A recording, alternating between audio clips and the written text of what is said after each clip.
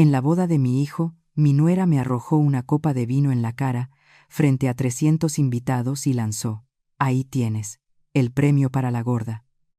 Mi hijo se quedó quieto como una estatua. Yo solo me limpié el rostro y caminé en silencio hacia la salida. 15 minutos después, un empleado entró corriendo, agitado, gritando: «La boda se canceló». Y cuando volteé a verla, su cara estaba tan pálida, como si hubiera visto una sentencia de muerte.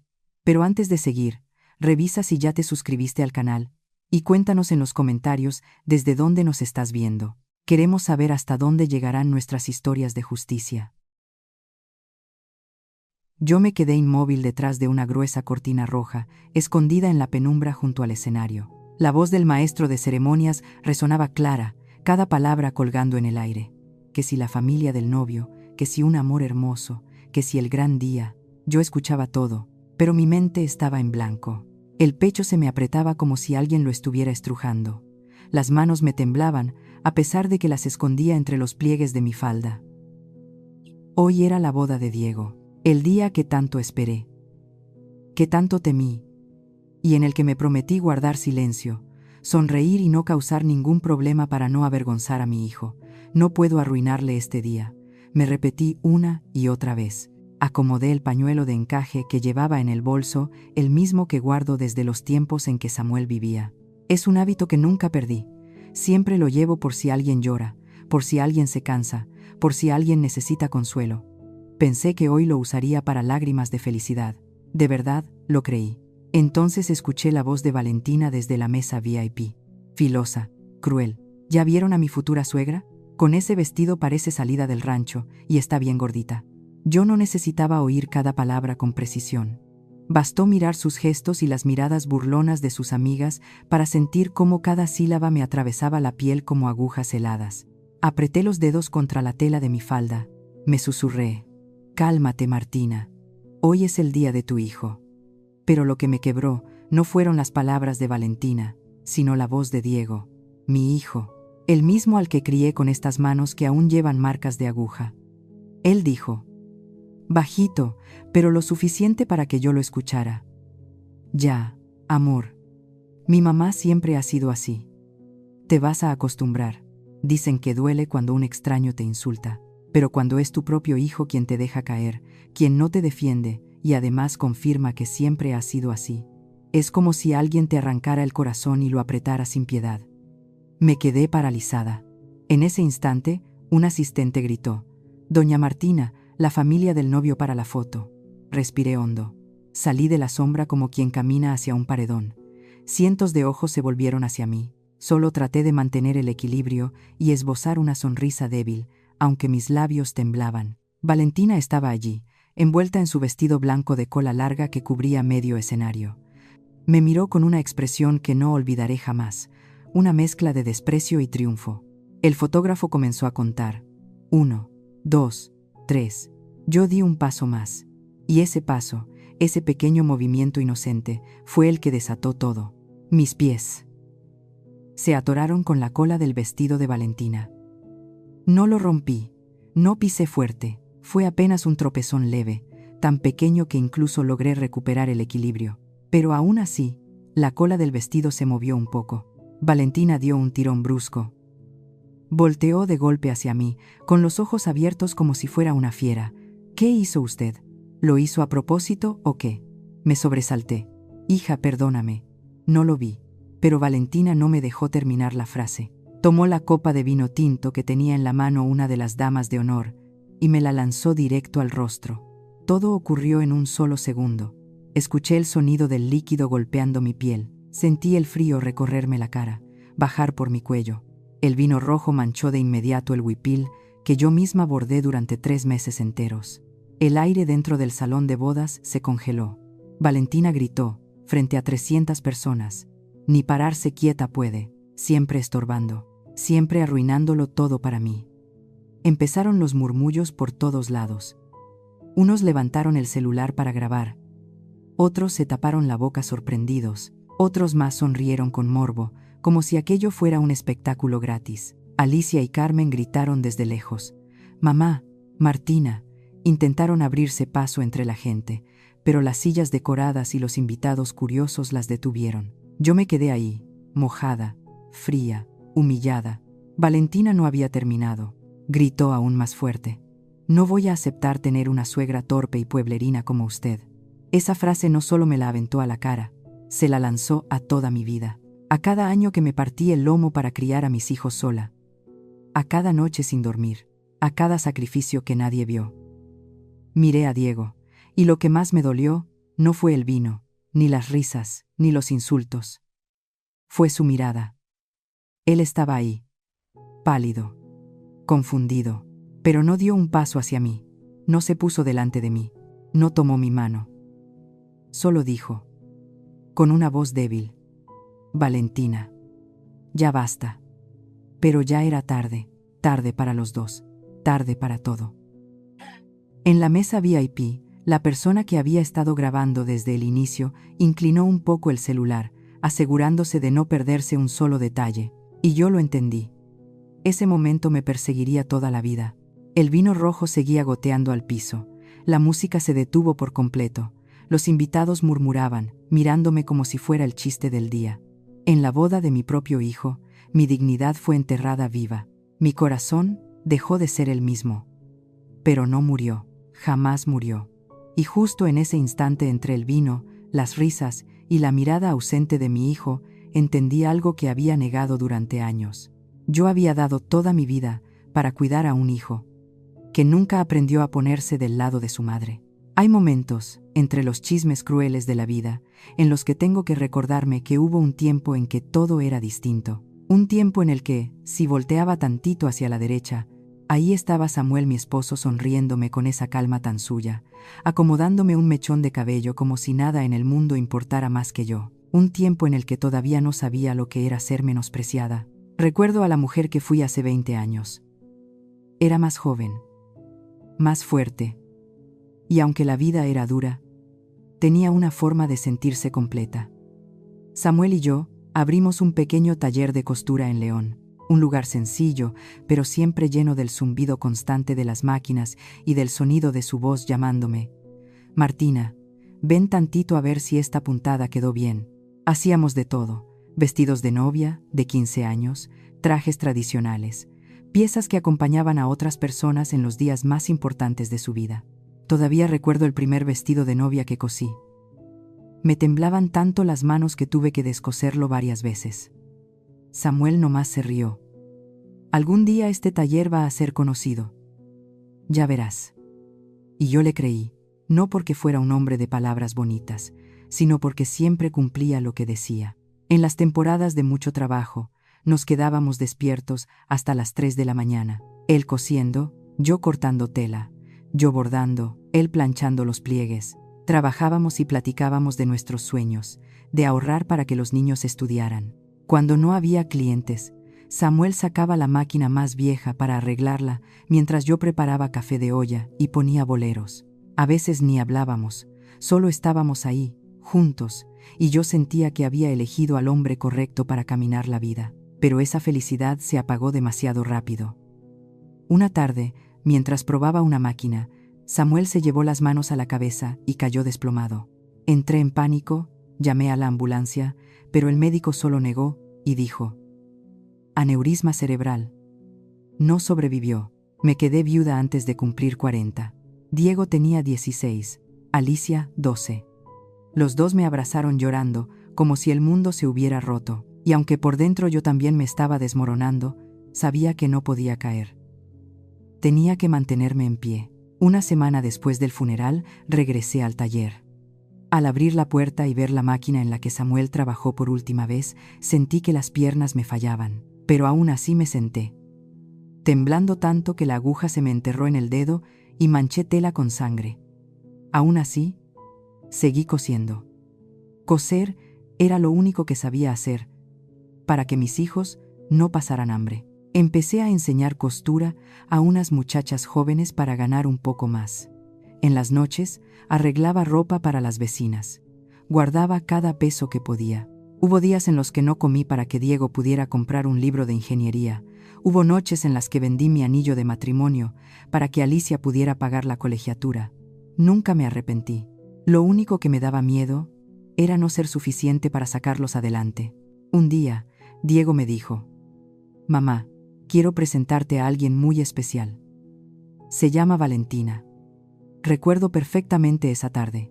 Valentina entró a mi casa con una apariencia impecable, hermosa, muy bien arreglada, pero con una mirada fría, como si estuviera evaluando cada rincón.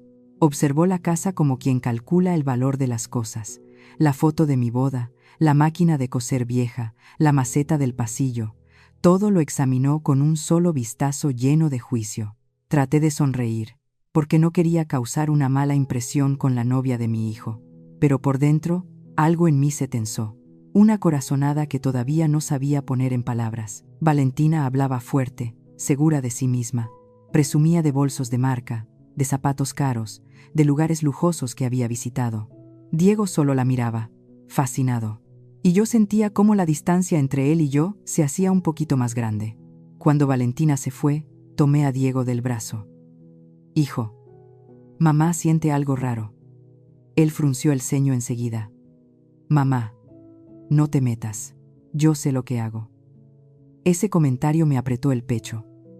Me quedé ahí, escuchando cómo cerraba la puerta, y supe que mi hijo se había alejado de mí un paso que con el tiempo se volvió un abismo. Me dije a mí misma que tenía que aguantar, que debía soportar, que debía mantener a mi hijo cerca, como fuera. Pero cuando Diego decidió pedirle matrimonio a Valentina, ella empezó a hablar de una boda de ensueño. Un salón elegante, flores importadas, un grupo musical famoso. Cosas totalmente fuera del alcance de ambos. Diego la veía como si fuera el cielo mismo, y terminó diciendo que sí, aunque no tenía el dinero. Fue entonces cuando hice algo que hasta hoy no entiendo cómo pude hacer. Ayudé. Diego se acercó a mí, con la voz bajita: «Mamá, no tengo suficiente. ¿Me ayudas?». Escuchar eso me hizo un nudo en el corazón. Pero aún así, asentí. Saqué todos mis ahorros, los que había guardado durante años por si me enfermaba, y como no alcanzaba, fui a ver a Carmen, mi amiga de toda la vida. «Martina, ¿estás segura?», me dijo. «Con esa muchacha, no sé. Algo no me late». Yo solo sonreí, con una sonrisa que ni yo misma creí. «No quiero perder a mi hijo. Solo quiero verlo feliz». Carmen guardó silencio mucho tiempo antes de darme el dinero, y en sus ojos vi algo que en ese momento no quise aceptar: preocupación y lástima. Y tal como ella temía, justo ese dinero, justo ese sacrificio, fue parte de la razón por la que después me humillarían de la peor manera. La mirada calculadora de Valentina el primer día que pisó mi casa había sido una advertencia clara. Ahora que lo pienso, solo desearía no haber ignorado aquella primera corazonada. Entregué casi media vida para asegurar la felicidad de mi hijo. Pero en el instante en que esa copa me cayó en la cara, supe que había protegido al lugar equivocado. Seguí ahí, en medio del escenario, mirando mis zapatos empapados de vino. Sentía cada gota helada resbalar por mi espalda, pegándose a mi cuello, quemando mi piel con un ardor que me dejó sin aire. Pero ese frío no era nada comparado con la vergüenza que me golpeaba por dentro. Una vergüenza tan fuerte que mis rodillas casi se doblan. Valentina estaba a unos pasos, retocándose el maquillaje, como si nada hubiese pasado. Diego, mi hijo, andaba disculpándose con los invitados, inclinando la cabeza una y otra vez, pero sin voltearme a ver ni una sola vez. Miré a esos dos jóvenes, una llena de soberbia, el otro paralizado por la cobardía, y dentro de mí escuché un pequeño crujido. Solo yo lo escuché, pero fue suficiente para despertar algo que llevaba años dormido. «Mamá». Alicia se abrió paso entre la gente, con la cara encendida de rabia. Me tomó la mano, su voz temblando. «Divaicon, ngai vaye». Carmen también llegó corriendo, temiendo que yo me desplomara. «Martina, ya no te quedes aquí. No mereces ni un segundo más de esto». Quise bajar del escenario, pero mis pies estaban pegados a la alfombra roja. No por el dolor. Alicia apretó mi mano con más fuerza, como si quisiera arrancarme de un abismo. Di un paso, luego otro. Los invitados se hicieron a un lado mientras yo bajaba. Algunos evitaban verme, otros negaban con la cabeza, y otros más crueles levantaban sus teléfonos para grabar cómo me iba. Los murmullos me pinchaban los oídos. «Pobre señora. Valentina sí se pasó. ¿Y Diego? Qué raro que ni se movió. No respondí a ninguna mirada. Solo dejé que Alicia y Carmen me sostuvieran mientras caminábamos directo hacia la puerta trasera del salón. Cuando la puerta se cerró detrás de mí, solté un suspiro tan profundo que hasta yo me sorprendí. Era el suspiro de alguien que había estado demasiado tiempo bajo el agua y por fin alcanzaba la superficie. En el pasillo, una empleada del hotel se quedó helada al verme. «Señora, ¿necesita que le ayude en algo?». La miré de frente, con la voz aún trémula, pero firme. «Por favor, avise al gerente. Yo soy quien pagó todo esto. Y acabo de decidir cancelar la boda». En este mismo instante, la empleada abrió los ojos como si hubiera escuchado una bomba. ¿Cancelar la boda? Pero, ahora, la interrumpí. Entre más rápido, mejor. Ella asintió de inmediato y salió corriendo como si llevara un mensaje urgente. Alicia, aún sosteniendo mi brazo, preguntó con miedo: «Mamá, ¿Melam Tachu?». Yo asentí. Por primera vez en todo el día, dejé de temblar. Un minuto después, desde el salón de eventos empezó a escucharse un alboroto cada vez más fuerte. Yo no veía nada, pero podía distinguir claramente las voces. ¿Qué? ¿Cancelar la boda? No puede ser. ¿Y el dinero que ya se pagó? ¡Ay, Dios! Equipo de fotografía, deténganse tantito. Y luego, la voz firme de la misma empleada de hace rato retumbó por todo el lugar. Estimados invitados, la ceremonia del día de hoy queda oficialmente cancelada por solicitud de la persona que cubrió todos los gastos. El salón entero explotó. Varias personas se levantaron de golpe, las sillas se arrastraron haciendo un escándalo metálico, y se escuchó el sonido de copas rompiéndose como si fueran petardos. Entonces Valentina gritó, histérica: «¡No! ¿Quién le dio permiso? Revoca eso ya mismo. Nadie puede cancelar mi boda». Pero la empleada solo bajó la cabeza y respondió con respeto: «Lo siento, señorita». La persona autorizada ya abandonó el salón. A alguien se le escapó una risa burlona. «¿Tu boda? Si ni siquiera pagaste un peso, ella pagó todo». En ese momento, por primera vez desde que salí, escuché la voz de Diego. Ronca, temblorosa: «Mamá. Su Juan lo antrongion no quien tim toi dao noi, nun toi ven hon quai daulai». Carmen se inclinó hacia mí, murmurando en mi oído: «No voltees, Martina. No merecen ni una sola lágrima tuya». La puerta del salón se abrió de golpe. Una figura salió corriendo. Era Valentina, pálida como si hubiera visto un fantasma. El maquillaje recién retocado se le escurría por las mejillas formando manchas oscuras y torcidas. Alicia se interpuso delante de mí, firme como una muralla. «Cállate. ¿Tu día? Ni siquiera puedes pagar un centavo de esto». Valentina tartamudeó, los labios temblándole sin control. Detrás de ella apareció Diego, corriendo, con una expresión que me partió el alma, como si acabara de despertar de una pesadilla horrible. «Mamá, por favor, solo escúchame una vez». Pero yo no dije nada, ni rabia, ni reproche, ni un gesto de dolor, solo una calma extraña, profunda, como si por fin hubiera exhalado un aire que llevaba años guardado. Me di la vuelta, dejé que Alicia y Carmen me sostuvieran, y seguí caminando, paso a paso, lejos del lugar donde enterré mi dignidad durante tantos años. El viento frío de la noche se coló por mi cuello aún húmedo, pero yo me sentía ligera, ligera como hacía décadas no me sentía. Ligera hasta el punto de pensar que, si levantaba los brazos, podría flotar. Cuando la gran puerta del salón se cerró detrás de mí, supe que en ese instante dejé de ser la mujer que ellos creían que podían pisotear, que había salido, por fin, de la vida que otros habían decidido por mí. Y por primera vez, después de muchísimos años, sentí que volvía a pertenecerme. No recuerdo cómo llegué a casa. Solo sé que, en cuanto puse un pie en el primer escalón, las piernas se me aflojaron como si ya no quisieran sostenerme. Abrí la puerta despacio, con un cuidado absurdo, como si un solo movimiento brusco pudiera hacer que todo lo poco que me quedaba se rompiera también. En cuanto la puerta se entreabrió, el olor a madera vieja de la mesa que Samuel había construido con sus propias manos me golpeó de lleno, tan familiar que me apretó el corazón.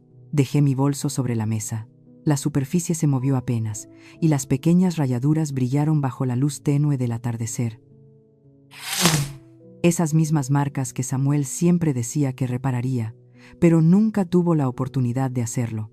Mi casa color tierra estaba tan silenciosa que daba miedo. Ya no había ruido de música, ni voces falsas, ni la risa burlona de Valentina.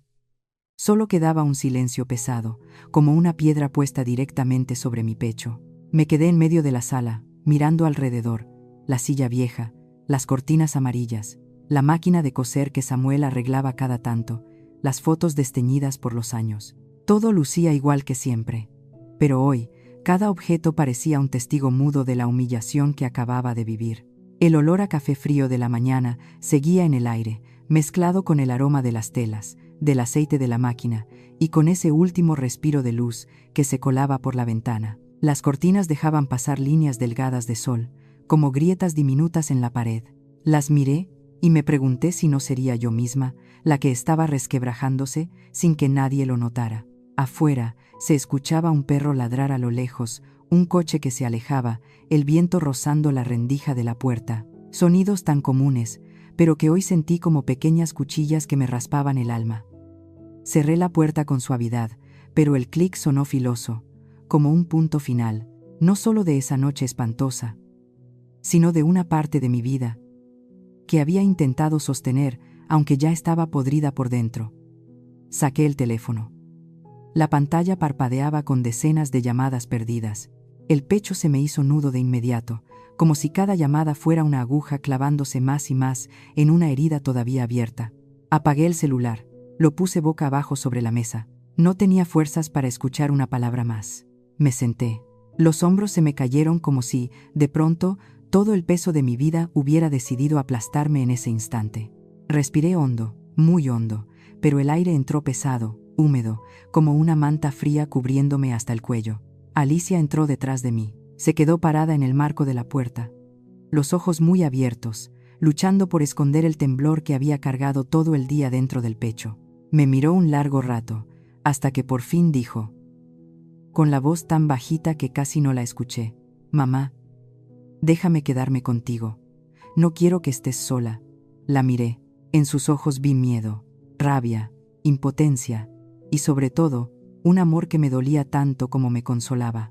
Yo sabía que ella quería protegerme, pero esa noche yo necesitaba un silencio que nadie más podía compartir conmigo. Negué con la cabeza. «Hoy no, hija. Mamá necesita un poco de calma». Alicia apretó los labios.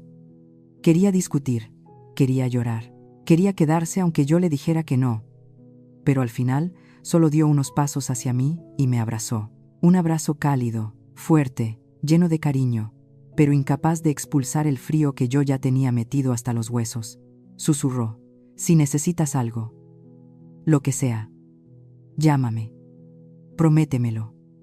Asentí, sin atreverme a abrir la boca, porque sabía que si intentaba decir una sola palabra, iba a romperme por completo.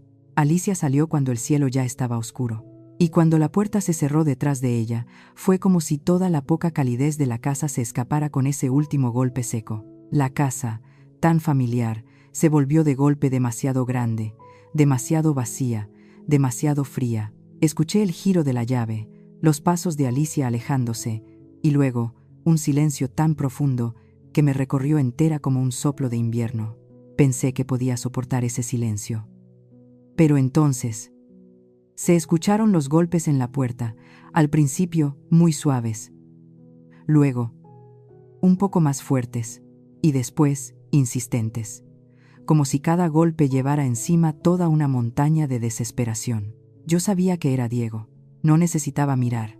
Lo sentí en el pecho, como un latido que no quería recordar. Afuera, su voz se quebró. «Mamá, mamá». Hubo una pausa larga, tan larga que me dolió respirar. «Por favor, necesito hablar contigo». Me quedé quieta en la penumbra, con la mano avanzando sola hacia la perilla, pero cuando mis dedos tocaron el metal helado, me retiré de golpe como si me hubiera quemado. En mi cabeza, una frase retumbó con fuerza: «Si abres la puerta, vuelves a perdonar, vuelves a aguantar, vuelves a dejar que todo se repita». Yo sabía que era verdad.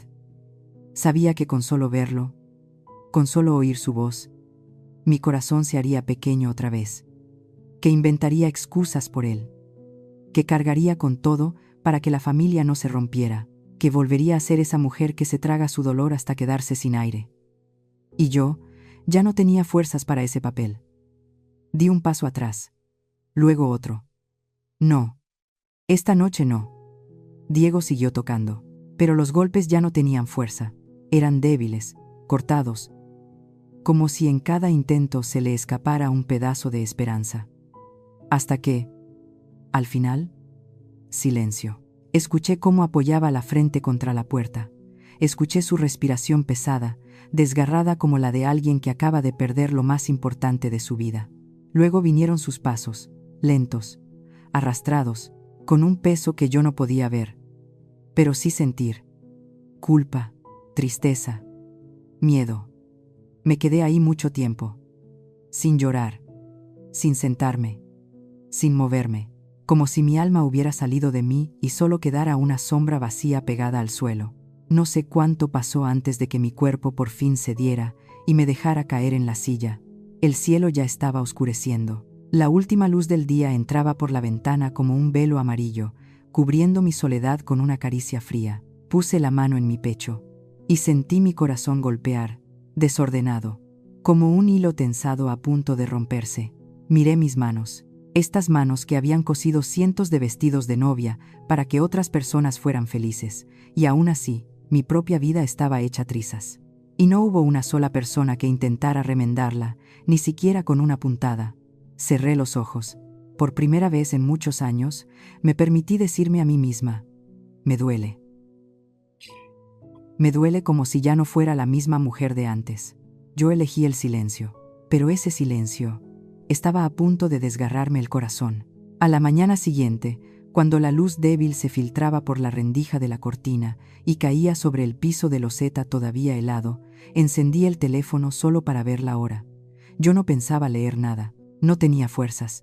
Después de lo de anoche, lo único que deseaba era que el mundo me dejara respirar aunque fuera un día.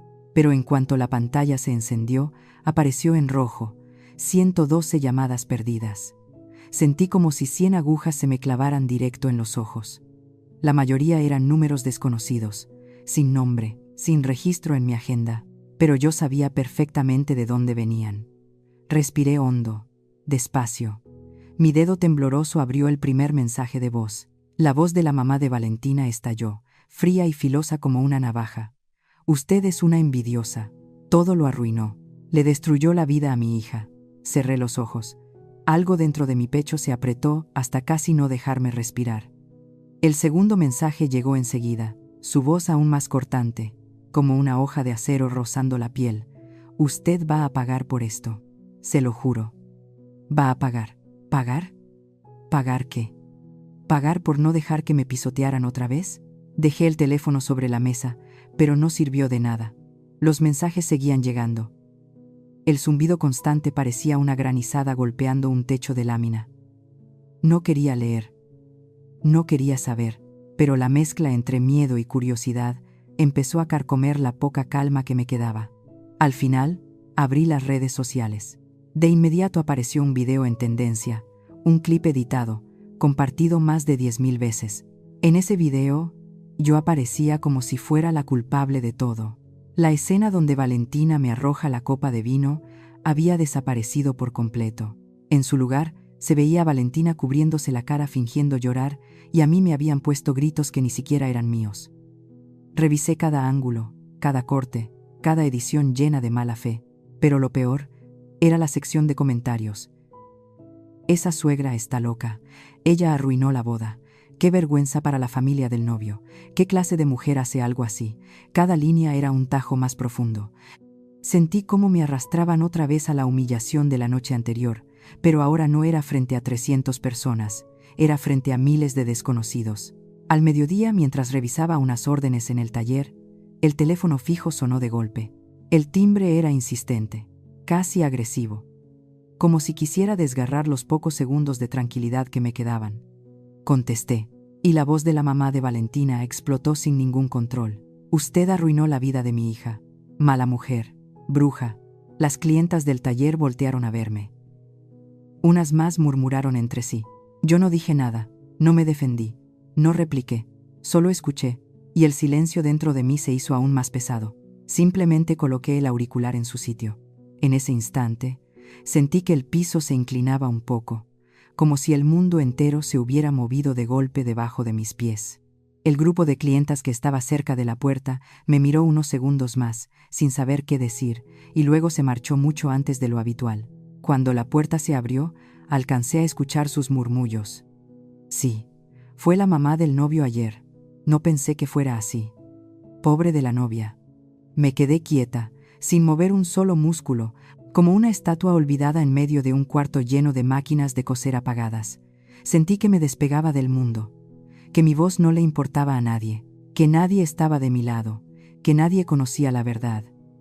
Cuando la puerta se cerró, el silencio cayó de golpe, espeso, casi imposible de respirar. Me senté en la silla de madera que Samuel me había reparado hace años. La silla crujió suavemente, como si quisiera llamarme de vuelta a aquellos días tranquilos que ya no existen. El teléfono sobre la mesa seguía encendiéndose una y otra vez. Mensaje tras mensaje, llamada tras llamada, todas con el mismo tono. Acusar, humillar, amenazar. Extendí la mano para ponerlo en silencio, pero me temblaba tanto que ni siquiera pude tocar la pantalla, y tuve que admitirlo.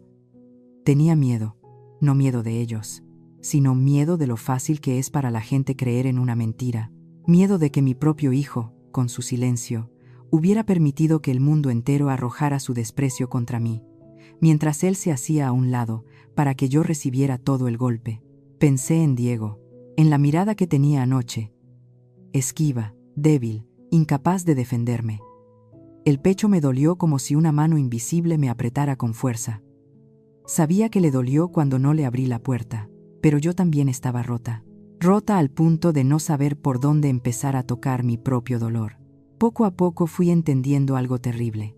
No era solo Valentina quien me despreciaba. Toda la familia Ríos me había visto desde el principio como un estorbo, como una herramienta, como una culpable conveniente para cualquier desgracia que quisieran cargar en alguien más. Me quedé ahí sentada mucho tiempo, sintiendo cómo una sombra pesada me apretaba los pulmones.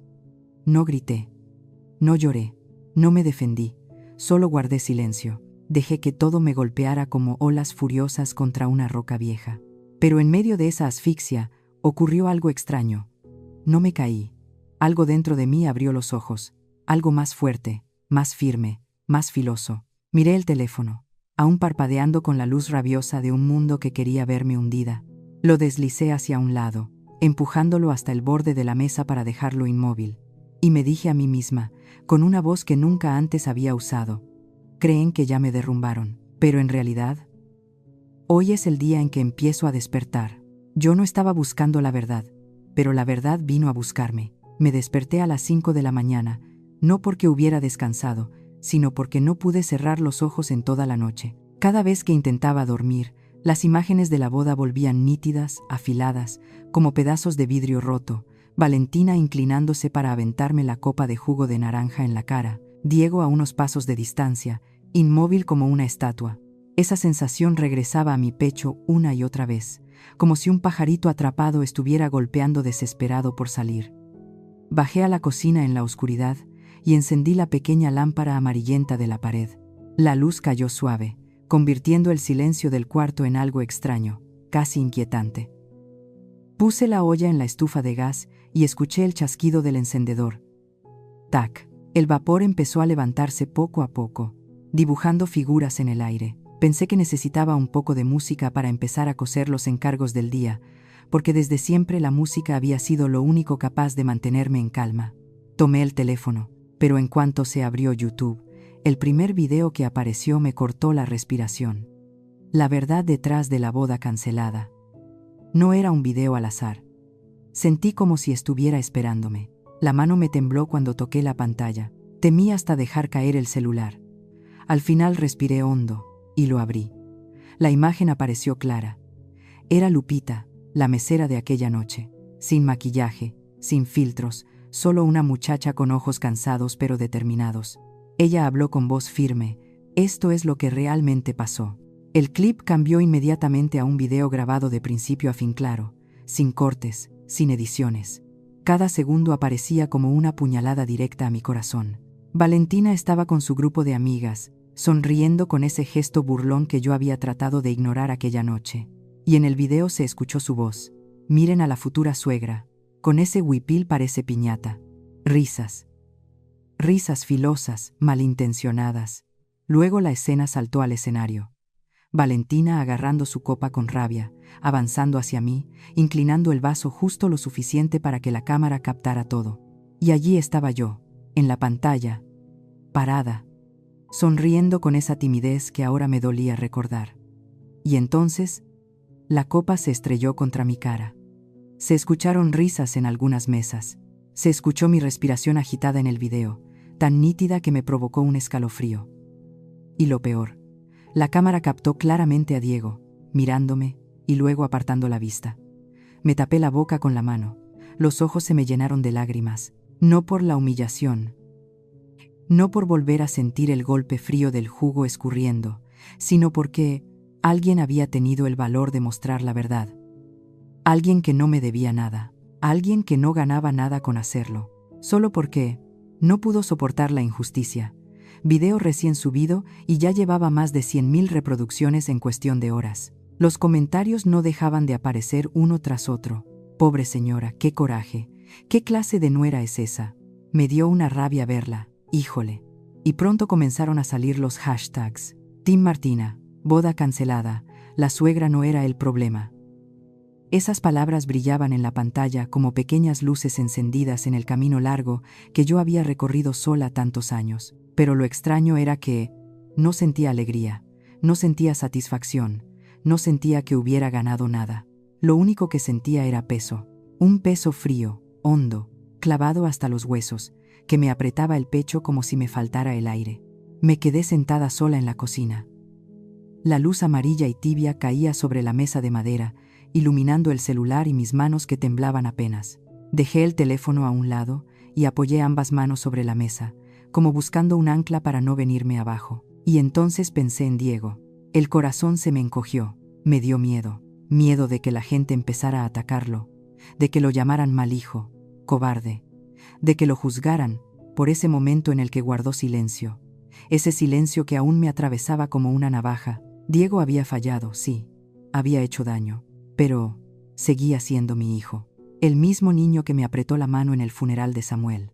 El mismo al que sostuve durante años con estas manos, las mismas que ahora temblaban sin poder detenerse. No quería que el mundo entero lo condenara, aunque él, en su peor instante, me hubiera dejado sola frente a todos. Me abracé a mí misma, doblándome un poco, como si mi propio cuerpo supiera que tenía que proteger el centro de mi pecho, justo donde dolía más. Y me pregunté, ¿en qué momento perdí a Diego? ¿Desde que se enamoró de Valentina? ¿O desde que yo me quedé callada demasiado tiempo? El miedo se coló en mis pulmones, como agujas diminutas, clavándose una y otra vez, muy despacio. Me obligué a abrir otra vez el video y bajar a los comentarios para ver qué decía la gente sobre mi hijo. Pero el primer comentario me dejó helada. Apenas una frase, corta, simple. Nadie sabe lo que pasó antes de esa boda. Sin foto de perfil, sin nombre, sin nada. Pero sus palabras entraron directo por mi espalda, como un viento helado. Volví a leer. Una vez. Otra vez. Antes de la boda, ¿qué significaba eso? Había ocurrido algo que yo no sabía. ¿Yo realmente había estado tan ciega? Dejé el teléfono sobre la mesa, pero mis dedos seguían temblando. La cocina de siempre, con su luz cálida y su olor a café, permanecía igual, pero dentro de mí todo se había oscurecido, como si alguien hubiera abierto una puerta hacia un cuarto donde nunca antes me atreví a mirar. Y yo susurré, casi sin voz, ¿qué fue lo que hicieron a mis espaldas? Y en ese mismo instante lo entendí. La verdad no solo estaba saliendo a la luz para liberarme, también estaba llevándome directo hacia un pantano que no sabía si tendría fuerza para cruzar. El dolor más grande no viene del enemigo, sino de aquello que uno se niega a aceptar. Aquella tarde, la luz del sol en León entraba por los ventanales del taller y lo iluminaba tanto que hasta lastimaba los ojos, pero dentro de mí todo estaba oscuro. más oscuro que cualquier rincón olvidado de esa habitación. Yo estaba sentada, repasando con paciencia el borde de un vestido encargado, obligándome a hundirme en el sonido constante de la máquina de coser, como si ese ruido pudiera acallar el caos de los últimos días. Fue entonces cuando Alicia abrió la puerta. No saludó, no preguntó nada, ni siquiera sonrió como siempre. Se quedó ahí, parada, mirándome con unos ojos llenos de algo grave, algo triste, algo que me hizo sentir un escalofrío que me recorrió toda la espalda. Dejé la aguja sobre la mesa y le pregunté en voz baja, «¿Qué pasó, hija?». Alicia no respondió. Caminó hacia mí y extendió su teléfono con la mano temblorosa. «Mamá, alguien me mandó esto». Yo apenas tuve tiempo de respirar antes de que ella abriera el video. En la pantalla, una mujer con sombrero de ala ancha y lentes oscuros caminaba rápido hacia la entrada de un hotel. No necesité ver su cara. Solo con la forma en que sostenía el bolso, la manera en que movía la cabeza, su postura, el corazón se me hizo un nudo. Era Valentina. Ella miró a los lados, como quien ya conoce ese lugar, y se dirigió directo al elevador. Unos segundos después, apareció un hombre que yo nunca había visto. Se acercó a ella, le dijo algo que no se escuchaba, y Valentina soltó una carcajada que jamás le había escuchado cuando estaba con Diego. Se pararon tan cerca que si ese hombre hubiera sido mi hijo, yo habría pensado que estaban enamorados. Pero no era Diego. Luego se abrazaron, un abrazo íntimo, un abrazo descarado. Después caminaron juntos por un pasillo hacia las habitaciones del hotel. Alguien había grabado todo con la cámara de seguridad, clarito, sin edición. El video terminó. Yo me quedé inmóvil, la garganta se me cerró, la cara me ardía como si alguien me hubiera abofeteado. Las manos se me enfriaron. Alicia no dijo nada, solo deslizó el dedo por la pantalla y entonces comenzaron a aparecer las fotos. Una tras otra, como cuchilladas. Valentina en un bar elegante, riéndose con otro hombre.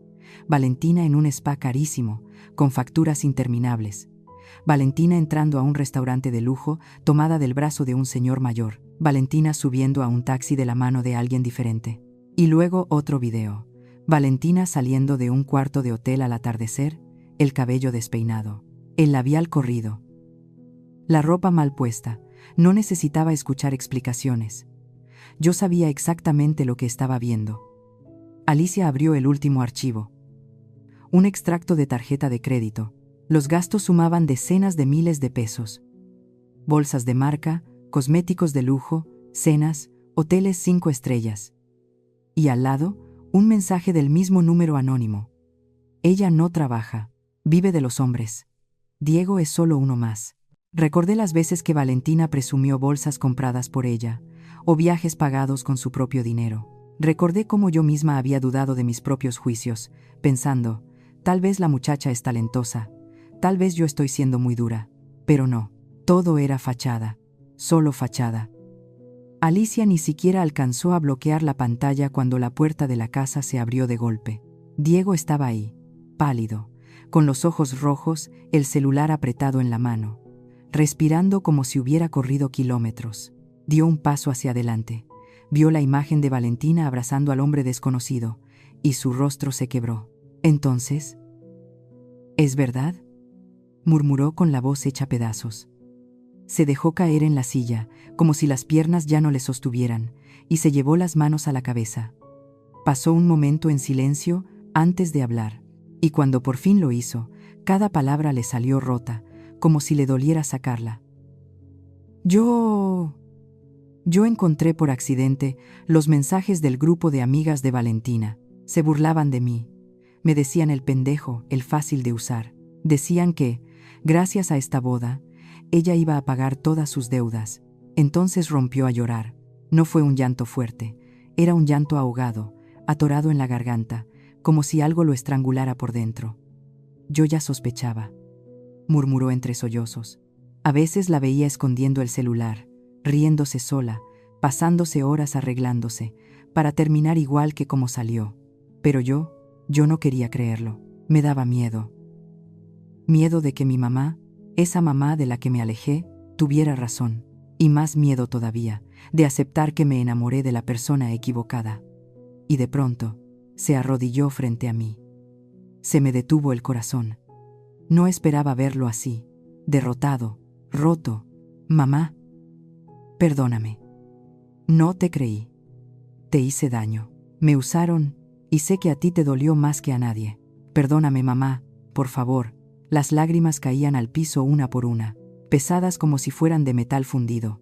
Miré a mi hijo, mi Diego, el niño al que crié con todo lo que tuve, con noches sin dormir, con manos cansadas, con sacrificios que nadie vio, con un amor que siempre pensé que era suficiente para protegerlo de todo.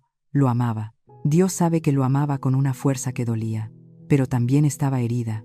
Y esa herida no era solo por Valentina, era por él, por Diego, porque el niño que yo un día sostenía en brazos había permitido que otras manos me lastimaran una y otra vez.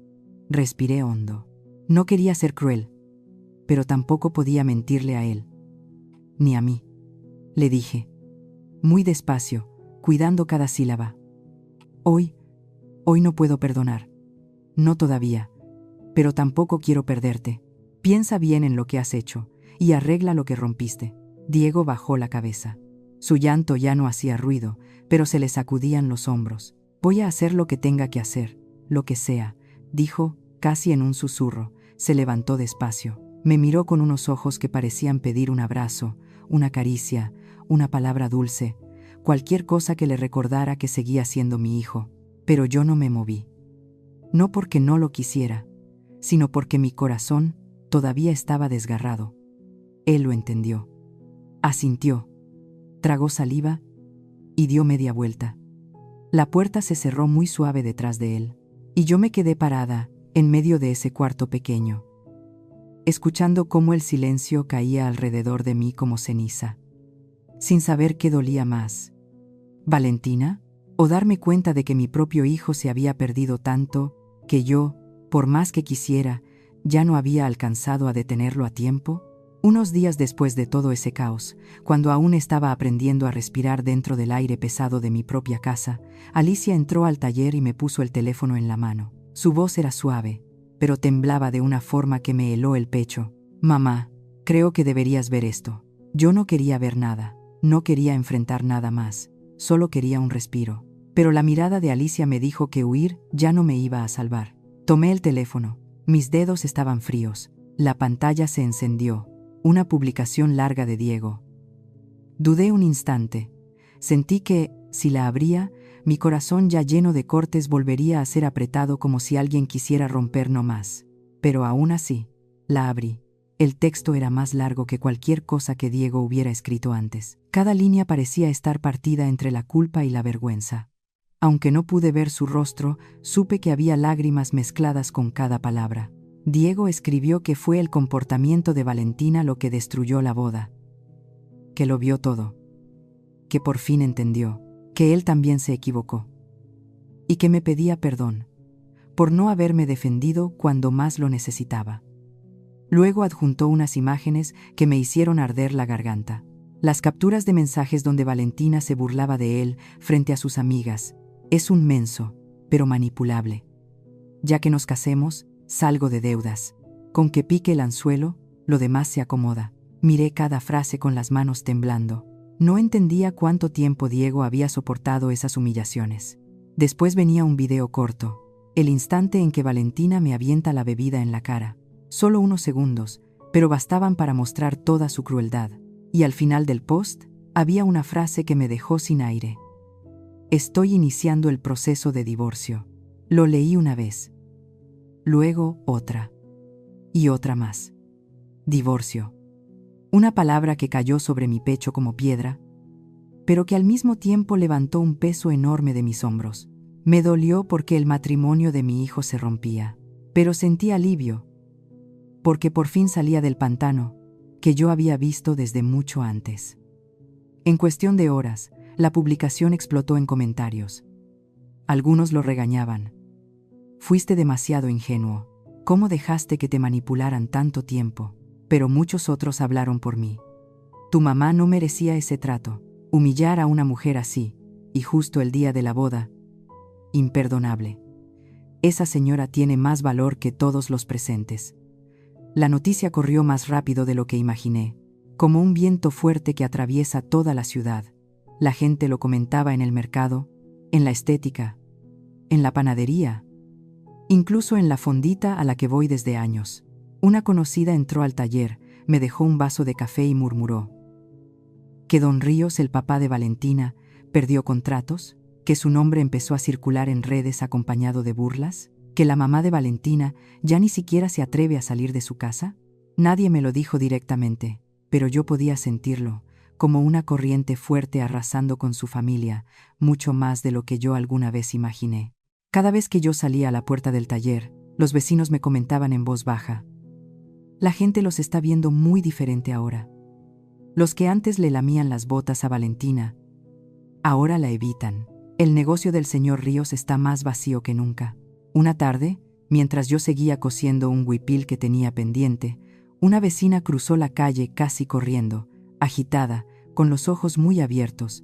Doña Martina. Estacionaron un carro viejo afuera de su casa. Bajaron unos hombres. Tocaron la puerta, que para cobrar una deuda. Se escucharon gritos. Hasta la policía llegó. Me quedé helada. No sabía los detalles, pero solo imaginar la escena me apretó el pecho. Yo nunca quise verlos caer. Solo quería que entendieran lo que hicieron. Pero la vida cobra sus cuentas de maneras más duras de lo que uno espera. Esa misma tarde, cuando estaba por cerrar la cortina metálica del taller, después de un día largo, escuché una voz muy baja detrás de mí. Doña Martina. Me giré. Era Valentina. Sin maquillaje, sin vestido elegante, sin ese peinado perfecto que siempre presumía. Solo una mujer ojerosa, con el cabello revuelto, la piel pálida por tantas noches sin dormir, la blusa arrugada, con una pequeña mancha cerca del cuello, parecía que llevaba días llorando. Dio unos pasos pesados hacia mí. ¿A qué vienes?, le pregunté, sin emoción en la voz. Valentina tragó saliva, como si hablar le doliera. Necesito, por favor, que borre el video. O que diga que no fue así. Guardé silencio. El viento pasó entre nosotras, levantando polvo y arrastrando el ruido lejano de los coches. Ella siguió, la voz rompiéndose. Ya no puedo más. Todos me dieron la espalda. Sé que la regué. Ayúdeme una vez.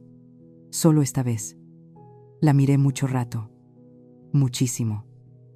Y lo que vi no fue la mujer soberbia que me humilló frente a cientos de personas, sino a alguien cayéndose pieza por pieza bajo el peso de sus propias mentiras. Le respondí, despacio: yo nunca te hice daño. Tú solita destruiste tu vida. Valentina dio un paso atrás, como si la hubiera golpeado. Las lágrimas le resbalaron por las mejillas, un sollozo profundo escapó de su pecho, pero yo no me moví. No la abracé, no la consolé. Yo ya le había dado un lugar en mi corazón, y ella lo había pisoteado sin piedad. Valentina se dio la vuelta y se fue, tambaleándose, perdiéndose en la luz anaranjada del atardecer. Su sombra larguísima sobre el pavimento parecía a punto de deshacerse con el viento. La seguí con la mirada, pero no la detuve. En ese instante comprendí. El castillo que su familia había construido con mentiras, apariencias y soberbia estaba derrumbándose por completo. Y yo no sentí alegría, ni triunfo, solo entendí una verdad simple. Lo que no se construye con honestidad, tarde o temprano se cae. Después de todo lo que había pasado, regresé a mi vieja máquina de coser, al carrete de hilo que había quedado a medias y a las telas colgadas en los ganchos, como si ellas mismas abrieran los brazos para recibirme después de una tormenta demasiado larga. Me senté en la silla, encendí la lámpara, dejé que la máquina corriera unos segundos antes de detenerse, y sentí dentro de mí un pequeño temblor, un latido suave, como si mi corazón quisiera recordarme que aún seguía viva. Muchos creen que un taller de costura es solo un lugar para ganarse la vida, pero para mí siempre fue más que eso.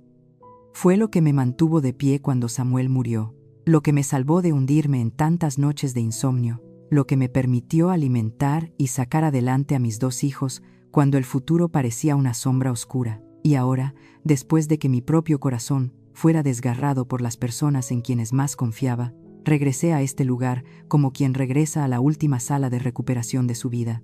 Al principio pensé que, Tras el escándalo de la boda, la gente me evitaría como se evita un problema ajeno, como si yo fuera un recordatorio incómodo de algo que todos prefieren no mirar. Me preparé para días de silencio, para un taller vacío, para las miradas curiosas de los vecinos y los murmullos detrás de las ventanas.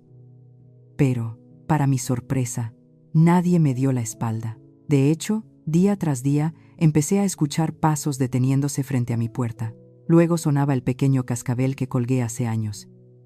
Y así, una a una, mujeres comenzaron a entrar con los ojos enrojecidos y el corazón lleno de heridas más profundas que cualquier desgarre en la ropa que traían. La primera mujer que se sentó frente a mí habló con la voz temblorosa. Vine porque vi su historia, y me conmovió mucho. Alcé la vista, sorprendida. Ella sonrió con timidez y puso sobre la mesa un vestido desgastado en la orilla. No necesitaba una gran reparación, solo un ajuste. Le pregunté, ¿por qué quiere arreglar este vestido? Ella bajó la mirada hacia sus manos. Porque usted me dio valor para poner límites. Luego me contó en frases quebradas, cargadas de vergüenza, que también tenía una nuera grosera, que la trataba como empleada en su propia casa, que la excluían de reuniones familiares, que la hacían sentir invisible. La escuché, y mientras lo hacía, me vi reflejada en ella, como si estuviera viendo a la Martina de hacía unos meses, perdida, herida, sobreviviendo en una casa donde ya no tenía lugar. Después vino la segunda mujer, luego la tercera, y así, muchas más. No llegaban solo a coser o a arreglar un botón, llegaban a desahogar historias que jamás se habían atrevido a contarle a nadie. Algunas hablaban de esposos infieles, otras de familias que las humillaban, otras de hijos que les exigían hasta agotarlas. Yo escuchaba, mientras mis manos seguían moviendo la aguja con suavidad, cada puntada marcando un ritmo que me ayudaba a mantenerme firme. Y lo extraño, o quizá lo hermoso, es que mientras oía sus dolores, el mío empezaba a sentirse menos solitario. Era como si cada historia funcionara como un pedazo de espejo roto, reflejando mis propios fragmentos, las noches en que lloré silenciosamente mientras remendaba vestidos, las mañanas en que mi espalda me dolía, pero igual me levantaba para trabajar, los años en que di todo por mis hijos, sin saber si algún día ellos entenderían cuánto había sacrificado. El taller comenzó a llenarse tanto que ya no podía con todo. Hubo días en que trabajé hasta la 1 de la mañana, pero, por primera vez en mucho tiempo, no me sentía cansada. Sentía que estaba renaciendo, puntada por puntada, en el sonido constante de la máquina, un sonido que pensé que ya nunca más iba a soportar después de la humillación que viví. Una tarde, cuando dejé las tijeras sobre la mesa, porque me dolía la mano, agarré el teléfono y marqué el número de Carmen. Carmen, creo que ya es hora de hacerlo bien, de verdad. En serio. Ella guardó silencio unos segundos y luego soltó una carcajada tan fuerte que me hizo sonreír sin querer. Ya era tiempo de que lo admitieras. Tarde de aquel día, nos sentamos juntas, abrimos la libreta y empezamos a anotar todo. Los gastos, los retazos de tela, los ganchos que faltaban, los focos que había que cambiar. Íbamos punto por punto, como si estuviéramos remendando no solo la tienda, sino también nuestras propias vidas. Y así decidimos darle un nuevo aire al taller, pintarlo, acomodarlo, poner un letrero nuevo y cambiarle el nombre a Atelier Álvarez y Beltrán. Álvarez era el apellido de Samuel. Beltrán, el de Carmen. Quise que ese nombre se quedara ahí, colgado en la entrada, como un recordatorio silencioso de que yo nunca he estado, ni estaré, verdaderamente sola. El primer día que colgamos el letrero, me quedé parada frente a él muchísimo rato. El viento de León soplaba suave, haciendo que el metal vibrara apenas.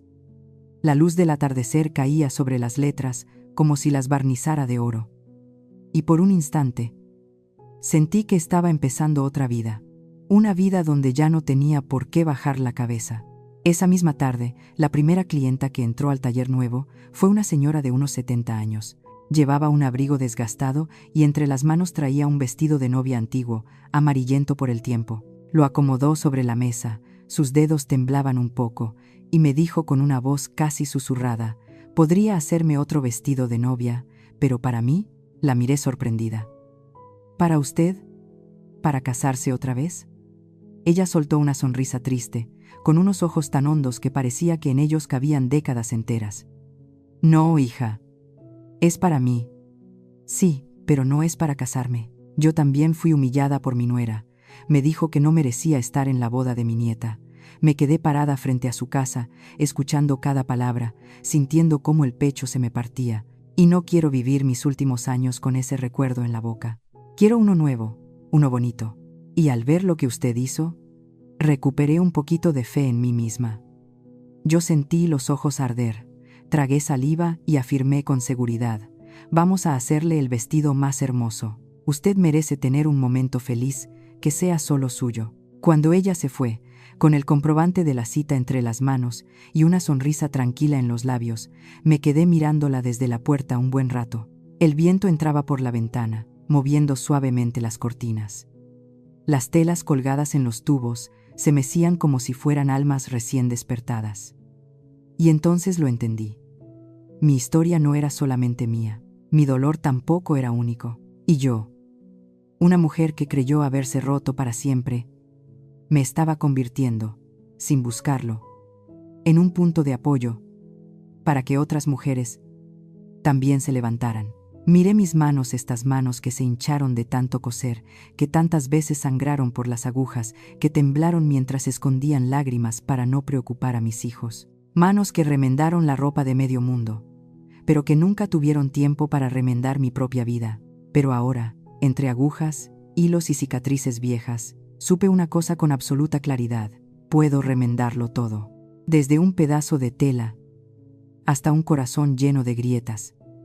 Ellos pudieron rasgar mi dignidad, pudieron aplastar mi nombre, pudieron hacerme creer que no valía nada, pero olvidaron algo: estoy hecha de puntadas que resisten. Y hoy, una por una, estoy usando esas puntadas para coser mi vida de nuevo, de la manera más hermosa que pueda. Con el paso del tiempo, todo fue bajando como ese polvito fino que se posa sobre un cuarto que antes estuvo hecho un desastre. Los chismes en redes se fueron apagando. Las historias sensacionalistas que mencionaban mi nombre fueron sustituidas por otras 1000 noticias nuevas. La boda cancelada, esa que tantos repitieron una y otra vez, terminó reducida a una mancha borrosa en la memoria de gente que nunca me conoció. Pero para mí, seguía siendo una herida. Ya no ardía como antes, pero cada vez que la tocaba, seguía doliendo. Aprendí a convivir con ella como quien convive con una cicatriz que ya cerró, pero que sabes que jamás va a desaparecer. Una mañana, mientras acomodaba las telas nuevas que había comprado en el mercado, Alicia entró al taller. Traía una mirada seria pero cálida, como si hubiera estado pensando en algo durante días. Me dijo, despacito, casi con un nudo en la garganta: mamá, quiero venirme a vivir contigo un tiempo. Se me resbaló el hilo de los dedos. Después de tanto tiempo acostumbrada a la soledad de mi casa chiquita, sus palabras me sacudieron el corazón, como si alguien hubiera tocado una puerta que yo pensé cerrada para siempre. La miré sorprendida y le pregunté, con esa mezcla de alegría y miedo que solo una madre entiende: ¿estás segura, hija? Alicia asintió sin dudar. No quiero que sigas sola. Esa frase, tan simple, tan corta, me quitó un peso enorme de encima. Después de tantas heridas, tantas traiciones, aún había alguien que elegía quedarse a mi lado. No para aprovecharse, no para controlarme, no para juzgarme, solo para acompañarme. Desde que Alicia se mudó, mi casita volvió a tener calor. Se escuchaba el abrir y cerrar de cajones, el sonido del cuchillo sobre la tabla, su voz preguntando: «Mami, ¿qué se te antoja para cenar hoy?». Y sobre todo, volvió la risa. Un sonido que yo juré que ya no podía nacer dentro de esas paredes. Compartimos todo: cocinar, barrer, acomodar las telas, contestar mensajes de clientas. Alicia me ayudaba a diseñar modelos nuevos, y a veces me regañaba con ese cariñito que solo los hijos saben usar. La gente cree que eres supermujer o que todo quieres hacerlo tú. Yo solo sonreía. Esa manera en la que me veía hacía que mi corazón se sintiera suave como satín. El amor de los hijos nunca se apaga. A veces se esconde detrás de malentendidos, dolores, silencios, pero no desaparece. Cuando el hijo regresa, el amor también vuelve. Diego también seguía visitándome. No tan seguido como antes, pero lo hacía, Cada vez que lo veía parado frente a mi puerta, con las manos inquietas, yo notaba en sus ojos la torpeza de un hijo que intenta volver a entrar en la vida de su madre. Una vida que él mismo había roto sin darse cuenta. Me contaba de sus terapias, de los ejercicios para aprender a asumir responsabilidades y no buscar excusas. Una vez, con la voz quebrada, me preguntó: «Mamá, ¿estás bien? No quiero lastimarte recordando lo que pasó». Yo sonreí. Fue doloroso, sí, pero ya no voy a dejar que ese dolor me hunda. Valentina ya no formaba parte de mis historias. La dejé allá, en el pasado, en el lugar donde deben quedarse los recuerdos que lastiman. El dolor, si lo guardas demasiado tiempo, se vuelve veneno, y yo ya no iba a permitir que nada envenenara mi vida otra vez. Una tarde tranquila, escuché que Valentina había dejado la ciudad. La familia Ríos vendió la casa. Cada quien se fue por su lado. Nadie supo más de ellos. La gente lo contaba como si hablara de una familia cualquiera, una más de tantas. Me quedé frente a la puerta del taller, con la luz del atardecer extendiéndose como una franja dorada sobre el piso de cemento. No estaba feliz. Tampoco sentía satisfacción. Solo exhalé un suspiro largo y murmuré: «Cada quien paga el precio de las decisiones que toma». Lo dije para los demás, pero también para mí. Para la mujer que un día eligió callar, que eligió aguantar demasiado, que eligió confiar en quienes no lo merecían. Pero también para la mujer que, al final, eligió levantarse. Después de todo lo ocurrido, hice algo que nunca imaginé hacer en más de 50 años de vida. Me inscribí en clases de baile. Un curso para adultos mayores, todos los viernes por la noche. El primer día, me quedé pegada a la pared, apretando la bolsa contra el pecho como si fuera un escudo que me protegía de las miradas ajenas. Me daba miedo que vieran mi cuerpo que ya no es firme, miedo de que se rieran de mis pasos torpes, miedo de escuchar algún comentario como «a su edad» y todavía queriendo aprender a bailar. Ese miedo era una sombra que me acompañaba desde hacía años. Desde que fui esposa, madre, mujer relegada al último lugar en su propia casa. Pero entonces la música empezó. Un compás, 2 compases, y mis pies se movieron solos, por pura intuición. En ese instante, sentí como si algo dentro de mí se resquebrajara.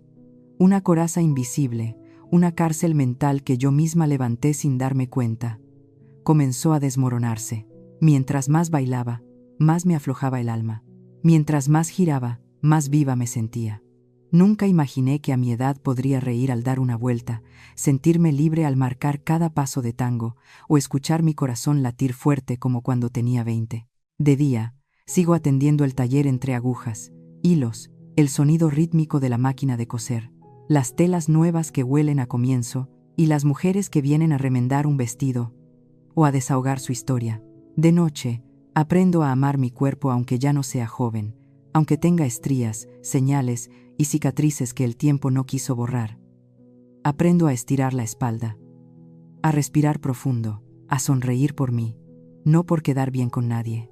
Una noche, al salir de la clase, me quedé sola en la banqueta.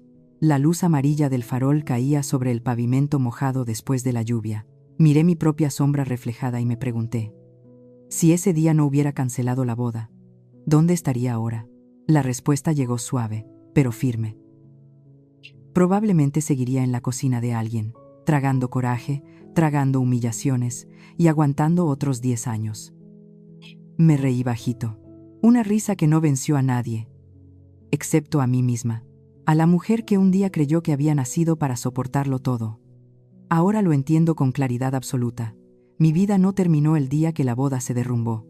Mi vida empezó en el mismo instante en que levanté la cara. Yo, que viví como una sombra dentro de mi propia casa opacada, silenciosa, temerosa de que la luz revelara mis cicatrices, ahora elijo caminar hacia esa luz. Despacio, sí, con suavidad, quizás, pero con firmeza. Y si alguien me pregunta, ¿qué tipo de mujer quiero ser?, yo respondo: quiero ser la mujer a la que yo misma pueda llamar por su nombre con orgullo. Porque por primera vez, de verdad estoy viva. Y estoy viva para mí. Si hay algo que quiero dejar después de todo lo que viví, es esto. No permitas que nadie te quite la dignidad, ni siquiera cuando esa persona sea alguien a quien amas profundamente. Callar demasiado tiempo solo hace que el dolor crezca. Y a veces, Basta un solo instante de valentía para abrir una vida completamente nueva. Tardé muchos años en entender que amar no significa aguantarlo todo, y que perdonar no es convertirte en el saco donde otros desahogan sus frustraciones. No cuento mi historia para lamentarme, sino para recordar que cada uno de nosotros merece respeto, merece ser amado de manera justa, merece un lugar digno en su propia vida. ¿Y tú? Si fueras la persona herida por tu propia familia, ¿te quedarías callada? ¿O te levantarías como yo lo hice? Quiero escuchar tu respuesta.